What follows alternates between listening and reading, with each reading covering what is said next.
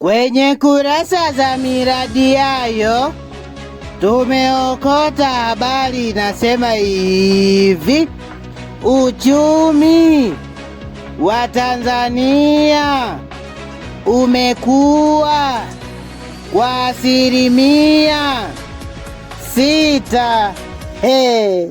Mafuta yanapanda na uchumi nao unapanda. Jamani. Anyway, jamani, nilikuwa na swali. Tafadhali mwenye uelewa hili swali anijibu tafadhali. Swali langu linasema hivi wanaposema uchumi umekuwa, huwa wanamaanisha uchumi wao au uchumi wetu sisi wananchi?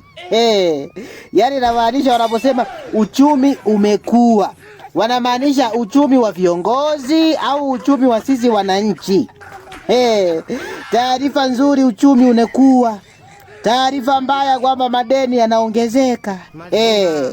Kwa hiyo hii 6% inaonekana kwenye makaratasi zaidi kuliko mifukoni mwa watu. Uchumi umepanda ila mshahara upo pale pale, haupandi. Ila jamani.